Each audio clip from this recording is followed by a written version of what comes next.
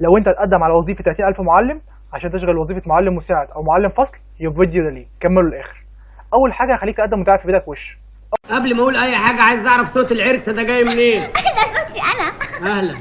اول حاجه ندخل على جوجل نكتب بوابه الوظائف الحكوميه. هتلاقي بصفه عامه هتلاقي الكلمه دي في الاقتراحات عشان مؤشر بحث كتير اليومين دول. امال ازاي بس؟ ما انا هقول لك ازاي. مش سالتني السؤال؟ لا بس اجاوب بقى سيادتك. طبعا اجاوب سيادتك. طبعا. نضغط على اول رابط. هنا معاك الصفحه دي. بعد كده انك تدخل على وظائف، ايقونه الوظائف. انك الصفحه دي تشوف بقى الوظيفه اللي انت طبعا هتقدم عليها، اللي وظيفه معلم مساعد او معلم فصل للصف الاول والثاني والثالث ابتدائي. نضغط عليها كده. هنقل لنا بقى للشروط، شروط التقديم والورق اللي يكون مثلا اللي هم طالبينه. صوره شخصيه وصوره البطاقه وش وظهر والكلام دوت. المفروض طبعا الحاجات الجد ديت حضرتك طبعا تكون مجهزها، ما تستناش يعني تقولش اقدم واجهزها بعدين، لا لازم تكون مجهزها قبل تقدم ولا اي حاجه. ومش شرط تنزل سايبر عشان تقدم، ممكن تقدم وانت في بيتك. نقدم بقى واحنا قاعدين كده. تقديم طلب حسنا.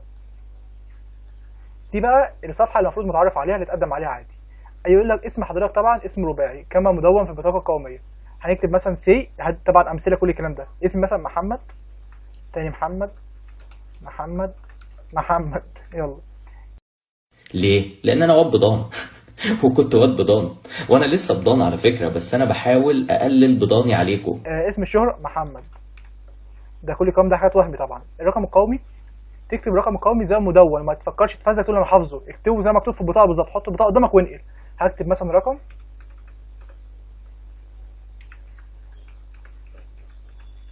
كده، كتبت رقم قومي. الرقم ده وهمي يعني محدش يدق بالكلام ده. النوع طبعا تكتبه ذكر او انثى على حسب مثلا النوع، ذكر او انثى حسب اللي بيقدم. المحافظه طبعا حضرتك كام بقى، لو انت مثلا من القاهره او من اسكندريه او من دمياط او من الشرقيه، احنا مثلا في الشرقيه هنا، فانت اضغط على الشرقيه. اضغط على الشرقيه. هو الرقم القومي طبعا بيقول لي غلط.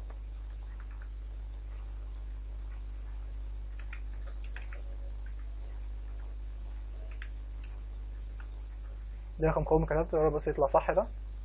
يقول لك اختر حي او قسم انت تابع له، تضغط على قسم. عشان هنا الشرقيه، تضغط على الشرقيه. هتعين هنا الشرقيه اللي هي المحافظه اللي انت كاين بيها طبعا، او مثلا كل واحد يختار حسب المحافظه اللي هو تابع منها. معلش الموقع ده بيكون بطيء سيكا عشان بيبقى فيه ضغط عليه. طبعا الشارع اللي انت ساكن فيه زي مدون طبعا في البطاقه. سي مثلا هكتب مثلا 17 شارع الزهور. رقم العقار بتاعك اللي هو مثلا قول رقم العقار مثلا 5.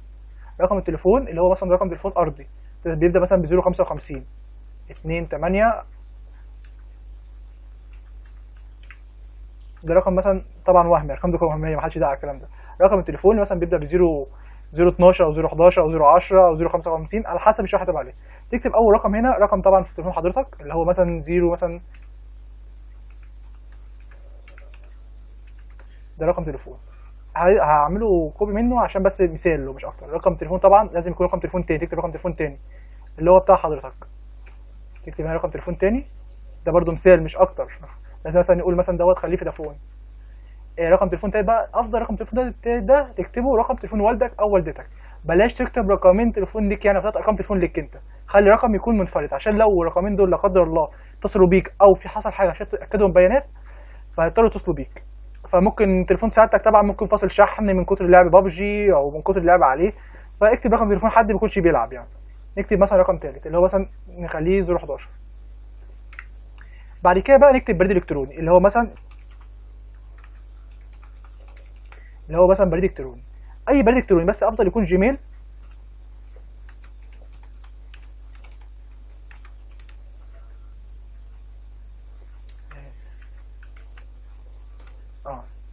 كده الجيميل دي كده تكتب الجيميل المفروض يكون صح وما تتاكد منه البريد الالكتروني بتاعك 100% صح. جيميل او ياهو اي بريد الكتروني من الاثنين دول بيكونوا شغالين. بعد كده تكتب بيانات الحاله الصحيه. لو حضرتك من الاشخاص ذوي احتياجات خاصه فتضغط على المربع. يا حضرتك بتعاني من اعاقه، عندك كارنيه اعاقه، بتضغط على المربع اللي هتعلمه. لو حضرتك ما عندكش طبعا بتشيل العلامه دي، مفيش اي حاجه. اختر طبعا المؤهل بتاعك. مؤهل طبعا جامعه يبقى مؤهل عالي. معلش بقى الحاجات دي هتفضل تحمل شويه علشان الموقع بيكون فيه ضغط، يبقى خاص في الاختيارات ديت. كان المؤهل بتاعك كانت مؤهل عالي طبعا. المؤهل بقى ايه؟ انت تربيه نوعيه، تربيه نوعيه تعليم اساسي وتعليم ابتدائي، ولا تربيه معلم فصل وتربيه تعليم اساسي وتعليم ابتدائي؟ لا، احنا اساسا تربيه مثلا تعليم اساسي وتعليم ابتدائي بنضغط على اخر واحده. وما كل شويه مثلا واحد يقول لك انا معلم فصل عشان مثلا تربيه معلم فصل، لا مفيش حاجه اسمها معلم فصل بتقبل ولا تعليم اساسي بتقبلش، كله زي بعضه، اللي بياخد ده بياخد ده. طبعا تحتاج تختار التخصص بتاعك، لو عربي، انجليش، علوم، دراسات، ماس، فرنش. دي بقى فرنش واللغه العربيه والدراسات الاسلاميه ديت بحسب مثلا لو حسب التخصص بتاعك. لو الشهاده بتاعتك حضرتك مكتوب فيها دراسه لغه عربيه ودراسات اسلاميه تختار عليه. علوم باللغه الانجليزيه دي حسب لها اقسام معينه. بس احنا بالنسبه لكليه التربيه بنختار مثلا التخصص بتاعنا عربي، انجليش، علوم، دراسات اجتماعيه، ماس، حسب التخصص بتاعك. احنا مثلا هنختار عربي. التقدير بتاعك طبعا اللي مكتوب في الشهاده بتاعتك، شهاده التخرج او الشهاده المؤقته بتاعتك. الشهاده مثلا انت لو انت جايب مثلا جيد جدا، فلو مش معاك الشهاده المؤقته فبيكون هتلاقي نسبه التقدير بتاعك انت مثلا جايب 85% عشان جيد جدا، 90% يبقى امتياز. حسب التقدير بتاعك هتكتبه هنا. مثلا انا جايب مثلا 85%. سنه التخرج بتاعتك تختار سنه التخرج اللي هي مثلا انت بتخرج سنه 2022 تختار سنه التخرج. بعدين انت تضغط التالي. هل متاكد من صحه رقم القومي والاسم الرباعي وطبقا للرقم القومي حيث انه ليس يقع الحق في التعديل بعد يتم عمله؟ اتاكد من كل حاجه مليون في الميه، مليار في الميه كمان. ما تقولش انا متاكد منها وتضغط. راجع على كل البيانات دي تاني، فمثلا الغاء، راجع كل البيانات دي تاني وبعدين ارجع تاني تك على التالي. بعد اتاكدت من كل حاجه تك على التالي. كده هنقلك للصفحه اللي بعد كده. الموقع الوظائف الحكوميه المشكله بيكون موقع تقيل شويه، فلازم يكون سرعه النت عندك كويس. بعد كده الدرجات العلميه طبعا تختار مستوى التعليم بتاعك. لو مثلا واخد دكتوراه تكتب دكتوراه، ماجستير، زماله، دبلومات دراسات عليا تكتبها. لو انت مثلا خريج جامعه زينا عادي جدا مالكش دعوه بالكلام ده، فكك. تختار مثلا التقدير بتاعك. تختار مثلا لو انت تختار تقدير مثلا جيد او جيد جدا تكتب جيد جدا، مالكش دعوه بديت. سنه مثلا التخرج تكتب 22 عادي. التخصص مثلا تكتب مثلا لو انت مثلا اساسي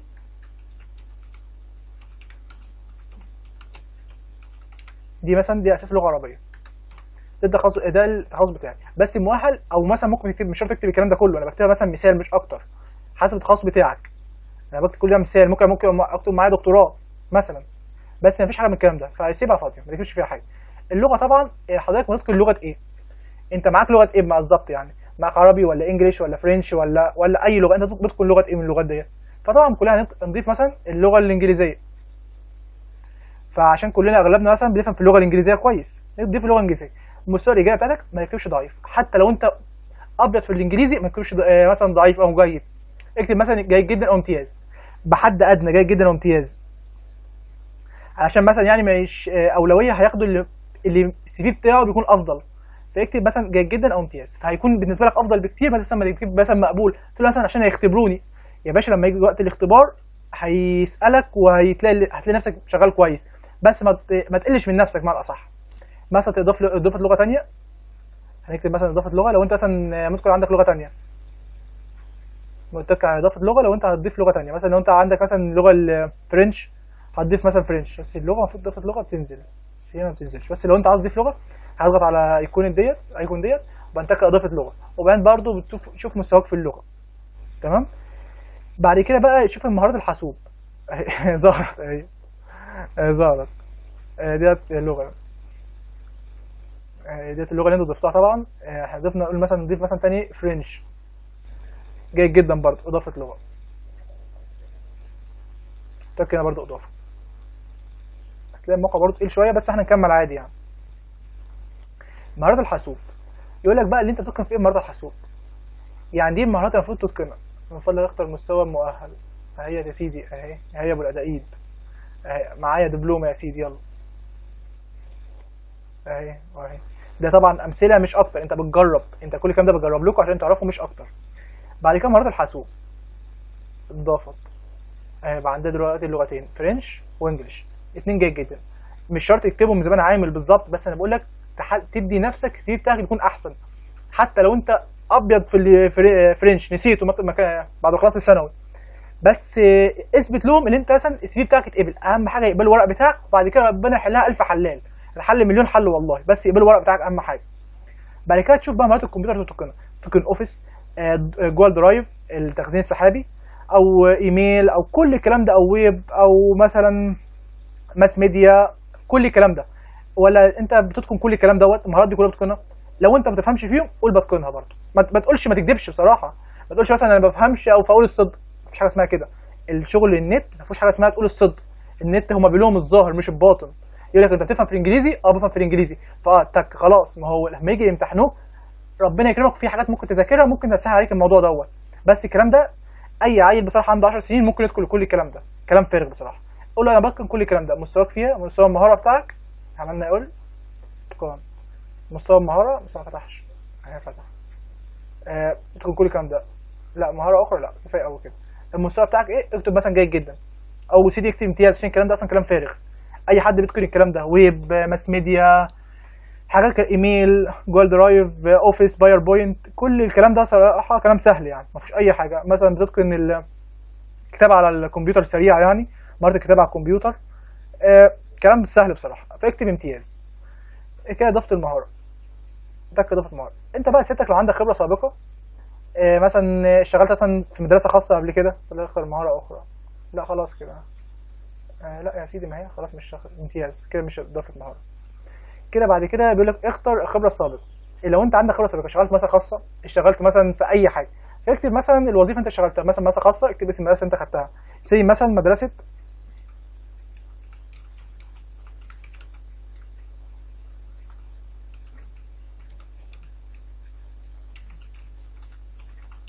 دي مدرسه بكر الصديق الخاص. ده اسم مش اكتر. اسم الوظيفه لا ده اسم الوظيفه، يعني خدها خط كده، اسم الجهه والشركه نكتبها هنا.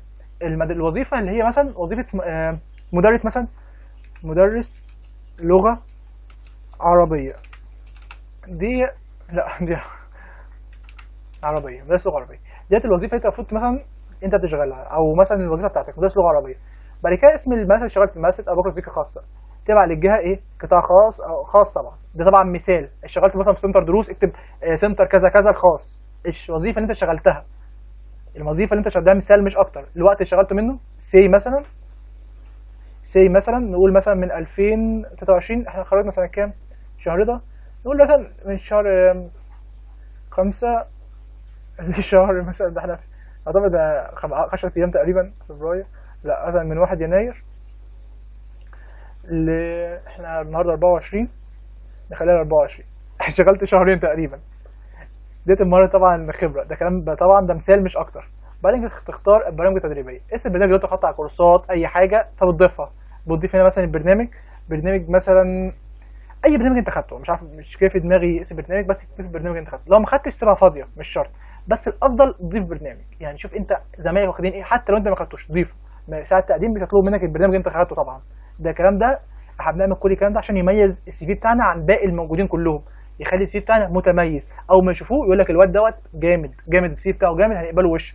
ممكن اقول لسعادتك حاجه؟ الراجل ده بيعمل كبده 100 الراجل ده صح الصح والكبده صح الصح. انت مال امك انت. لما بقى تقبل نبقى نحلها. حتى لو ما خدتوش الكورس اللي انت كاتبه دوت ممكن ناخده بعد كده، هيبقى الحكايه سهله بصراحه. تكتب مثلا شوف الكورس انت خدته، تكتب مثلا هكتب مثلا اي اسم بصراحه عشان مش جاي في دماغي اسم كورس. 3 امات، مركز تدريب، مركز اهو.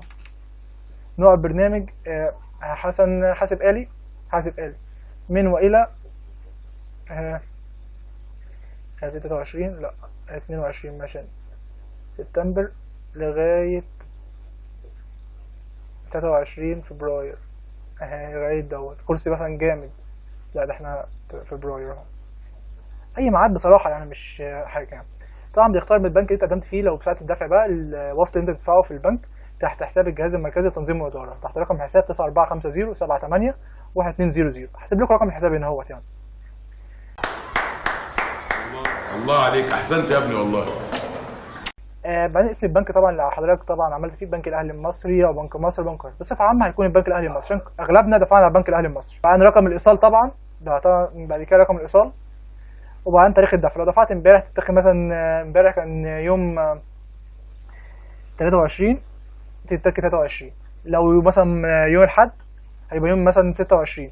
هتختار يوم. بعد كده نيجي هنا على المسارات المطلوبه للوظيفه. طبعا المفروض طبعا يكون مجهز الورق ده كله، مش كده كده ارفع البتاع فما كانش حاولت صيغه الصور.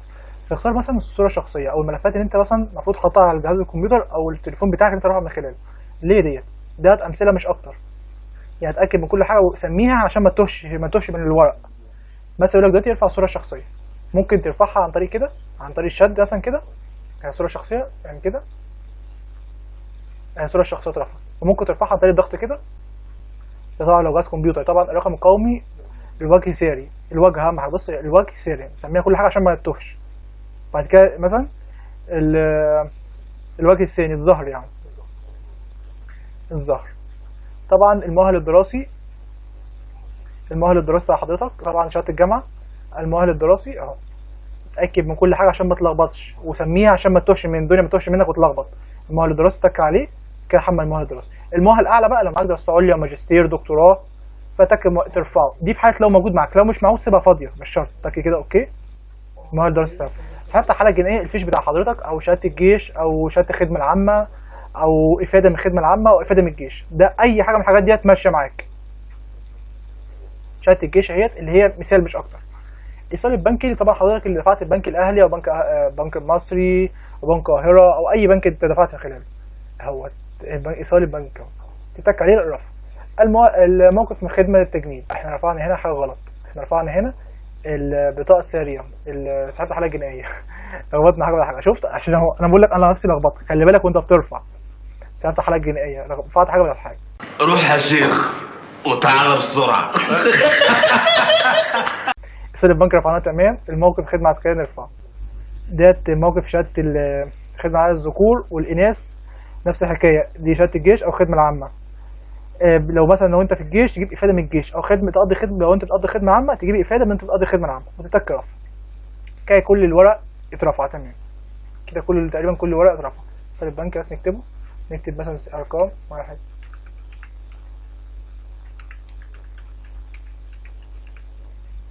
ارقام وهميه تقريبا يعني مش ارقام حقيقيه. وبعدين نتك على ايه، نضغط كده نصغر بس بتاع شويه سيكه عشان الصوره تبان. هيجيلك بعد كده الصفحه ديت بيقول لك تم رفع الورق دوت البيانات ديت طبعا، وجاري التاكد من صحه المرفقات. في حاله ثبوت عدم صحتها سيتم رفض الطلب. تك حسن. هي دي الورق طبعا اللي سيادتك رفعته طبعا ده كلام وهميه مش اكتر يعني. كده عملت تحميل الورق بتاعك كل حاجه تمام، تك تقديم طلب، بس كده. حكايه سهله مش صعبه بصراحه، يعني مش محتاجه مثلا تروح سايبر ولا تروح عند اي حد.